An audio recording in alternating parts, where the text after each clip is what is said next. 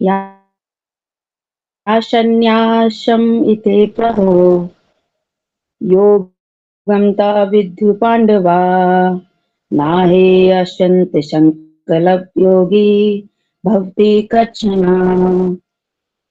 याशन्याशम इति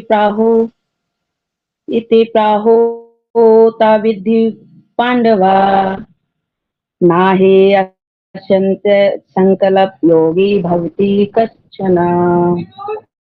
यम जिसको संन्यास इति इस प्रकार प्राहो कहते हैं, योगम पर ब्रह्म के साथ युक्त होना, तम उसे बुद्धि जानो पांडव, ही पांडव पुत्र, ना कभी नहीं ही निश्चय ही अशंस्यत बिना त्यागे संकल्प आत्म तृप्ति की इच्छा योगी भवती होता है कच्छन कोई। तो हे पांडव पुत्र, जिसे जिसे संन्यास कहते हैं उसे ही तुम योग अर्थात पर ब्रह्मा से युक्त होना जानो, क्योंकि इंद्र तृप्ति के लिए इच्छा को त्यागे बिना कोई कभी योगी नहीं हो सकता।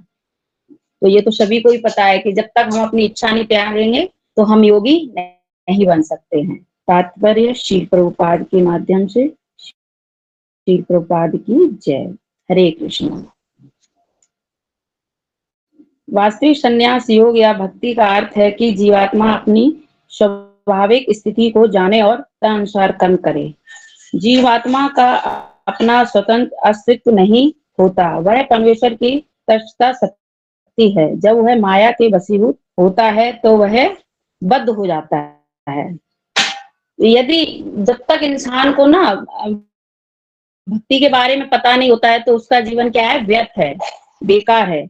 लेकिन जब उसको पता चलता है कि हम कृष्ण भावना भावित हैं, हमारा जीवन किसके लिए हुआ है, जीवे स्वरूप कृष्ण दास, मैं कृष्ण का दास हूँ और मेरा जीवन जो है भक्ति करने के लिए हुआ है। मैं इस दुनिया में मनुष्य का जो जीवन लिया हूँ वो किस लिए लिया, कि भक्ति करने के लिए।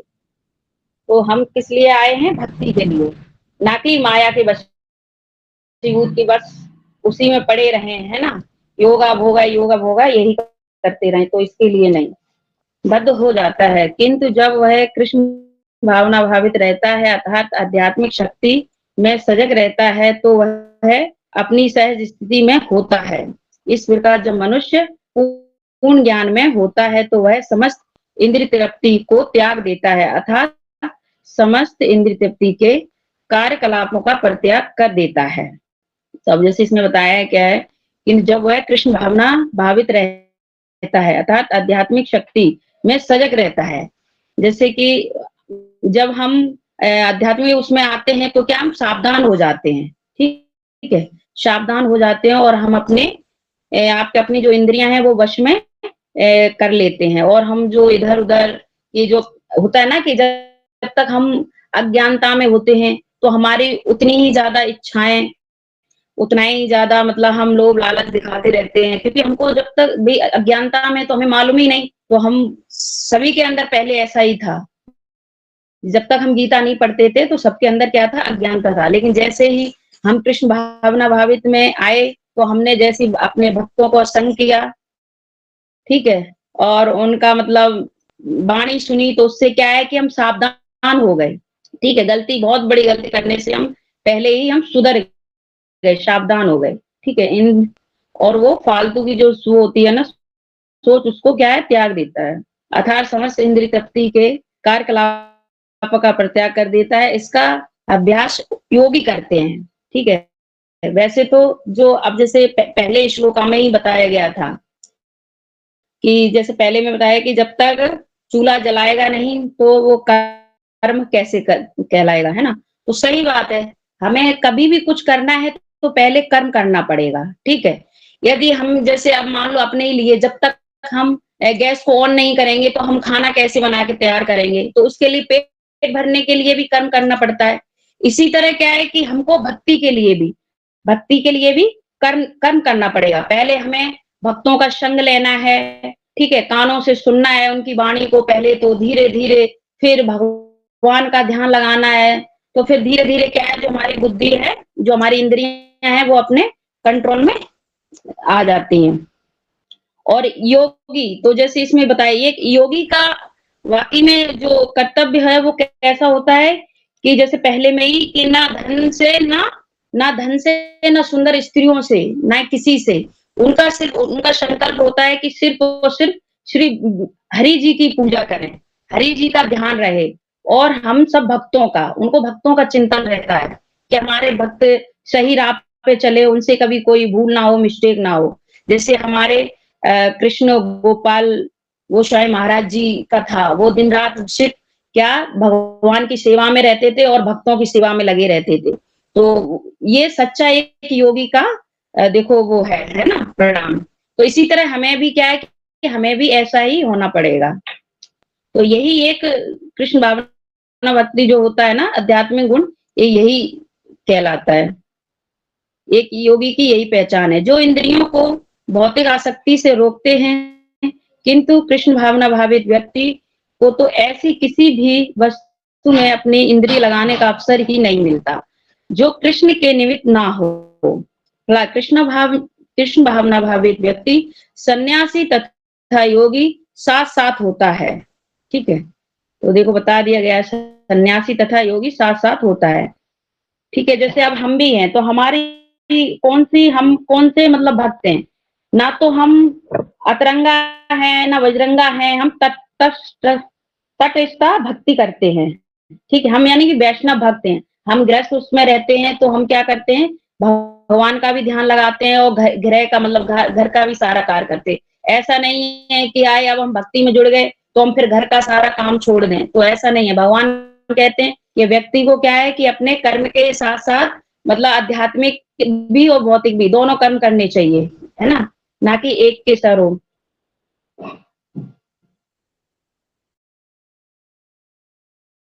दोनों साथ साथ होते हैं। अब मेरा ध्यान हट गया, मैं भगवान के बारे में चली गई। हाँ, तो मेरे को एक कहानी याद आ गई। मैं एक छोटी सी कहानी मैंने मतलब एक बार एक बहुत पहले ही शायद अपने ही कौन से किसी के उससे सुनी थी। जैसे हमारे प्रभु जो षष्ठीपति प्रभु जी हैं, तो वो एक जब भी वो कोई भी श्लोक वगैरह तो एक बहुत बढ़िया स्टोरी बताते हैं। ऐसे एक भक्त की कहानी है, कंजूस भक्त की। तो एक कंजूस भक्त था, देखो मैं ना इसको रीड कर रही थी पर मेरा ध्यान वहां चला गया कि मन चंचल, लेकिन अच्छा भी है कि भगवान के बारे में गया। तो एक भक्त की कहानी है कंजूस भक्त की। तो वो एक दिन एक बाबा के पास गया। तो वैसे वो बहुत धनवान था, उसके पास पैसे की कोई कमी नहीं थी। कहते ना अब जैसे जिसके पास पैसा वही ज्यादा कंजूसी तक दिखाता है, और ये रियल भी है।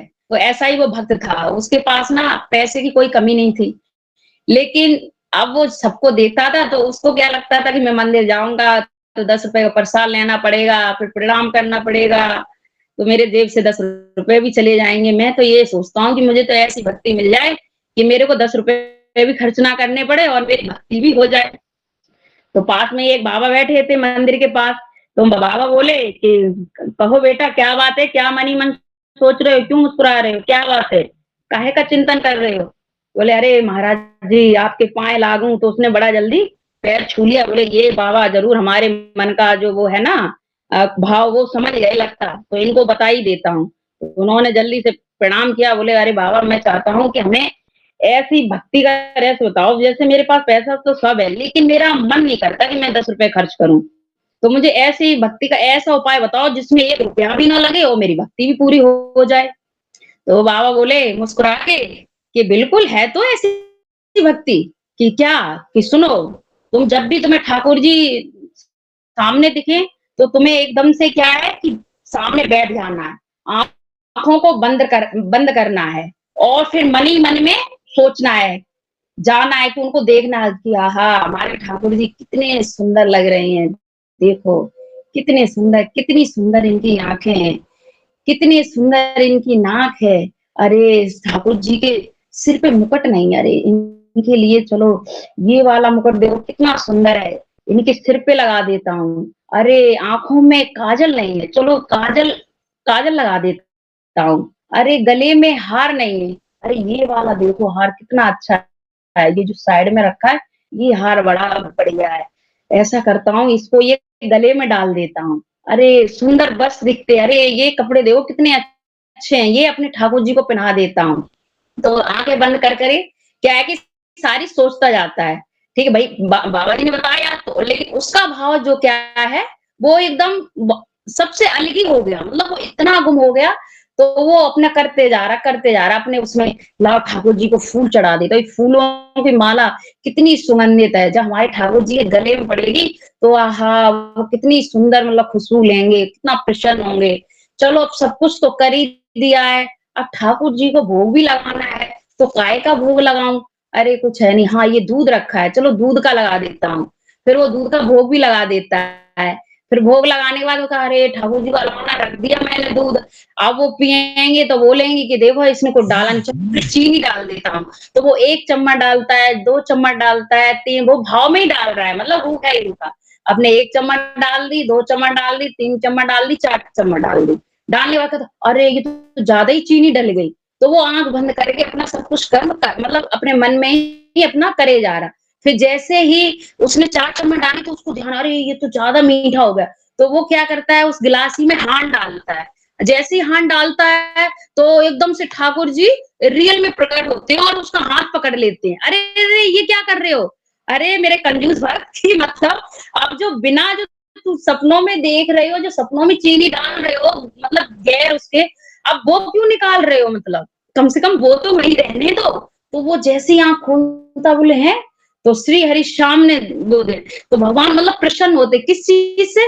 क्योंकि उसका भाव इतना अच्छा था, भाव इतना सुंदर था कि जब बाबा जी ने बताया तो वो रियल में ही फिर भाव में खो गया। उसने भाव में इतने मन से पूजा की कि मैं ये करता हूँ वो करता हूँ, करते करते करते जब चीनी, लेकिन भगवान क्यों प्रकट हो गए? भगवान ने कहा ये भाव की चीनी को भी बाहर निकालना है। तो बोले ये तो बिल्कुल ही कंजूस है। तो वो बाद में क्या है कि उसका हाथ पकड़ने देखो आ जाते हैं। तो हमें क्या है, अपना भाव हमेशा ऐसा ही रखना चाहिए। हमको वैसे शरीर से जो जितनी सेवाएं आए, शरीर से भी सेवा करें, लेकिन बाकी का जो चिंतन है वो मन में दिन रात भगवान के प्रति हमें ऐसे ही करना। जब भी हम खाना बनाएं या जब भी हम कोई वस्त्र खरीदे, कुछ भी करें, तो हमें क्या है कि हमेशा श्री हरि का ही चिंतन करना चाहिए। जब हम कहते हैं ना, जो मन से हम पूजा करते हैं तो वो हमारी स्वीकार होती है ना?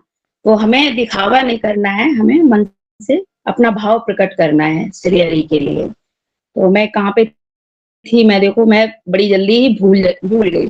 साथ साथ होता है ज्ञान तथा इंद्रिय ग्रह, इंद्रिय निग्रह योग के ये दोनों प्रयोजन कृष्ण भावनामृत द्वारा स्वतः पूरे हो जाते हैं। यदि मुख्य देह तो समस्त प्रकार की आकृति को त्याग कर परमेश्वर की तुष्टि करने के लिए तैयार रहना है। कृष्ण भावना भावित व्यक्ति में किसी प्रकार की आत्म की इच्छा नहीं रहती है। जब वो व्यक्ति कृष्ण भावना भावित में आ जाते तो उसकी फिर कोई इच्छा नहीं रहती है। क्या है कि जो इच्छा होती भी है ना, जैसे हम जो इच्छा रखते हैं वो कब करते हैं? जब हम अज्ञानता में होते हैं, ठीक है, अज्ञानता में। लेकिन जैसे ही हमें गुरु का साया मिलता है, भक्तों का संग मिलता है, तो क्या है कि हम वो गलती भी धीरे धीरे हमारी कम होती चली जाती है ना? देखो अब आज से पहले जब हम कृष्ण भावना जब जुड़े नहीं थे, तब हमारी सोच क्या थी और आज हम क्या हैं। ठीक है, पहले तो हम क्या हमेशा दिन रात अपने ही बारे में, नहीं मेरे लिए ये होना चाहिए, वो होना चाहिए, हमारा घर ऐसा होना चाहिए, हमारे ये, लेकिन और कोई सामने भी दिखा रहे वो क्या है, उससे तो बढ़िया हम ही है। लेकिन अब वो सारा जो वो कहते हैं ना, एक तरह के एटीट्यूड जो शब्द होता है, तो वो क्या है, फिर धीरे धीरे जब वो कृष्ण भावना भावित होता है तो उसका धीरे धीरे सारा डाउन होता चला जाता है। ठीक है, तो इससे हमें ये फायदा, ये लाभ है ना? तो हम सावधान हो जाते हैं कि हमें कैसा अपना जीवन बिताना चाहिए और हम किसके लिए यहाँ आए हैं, तो और हम कौन हैं, तो हमें पता चल जाता है कि हम कृष्ण के दास हैं और हमारा जीवन कैसा होना चाहिए। तो नहीं रहती, वह सदैव परमेश्वर की प्रसन्नता में लगा रहता है। अतः जिसे परमेश्वर के विषय में कुछ भी पता नहीं होता, वही स्वार्थ पूर्ति में लगा रहता है, क्योंकि कोई कभी निष्क्रिय नहीं रह सकता। कृष्ण भावनामृत का अभ्यास करने से सारे कार्य सुचारू रूप से संपन्न हो जाते हैं। ठीक है, जब तक जिसको पता नहीं रहता है तो वो क्या अपने उसमें स्वार्थ में लगा रहता है, लेकिन जैसे ही उसको पता चलता है तो वो मतलब किसी का कोई मतलब लोभ लालच कुछ नहीं, फिर वो अपने कर्म से मतलब रखता है ना? तो इसी को हम कृष्ण भावना भावित भक्ति कहलाएंगे। हरे कृष्णा।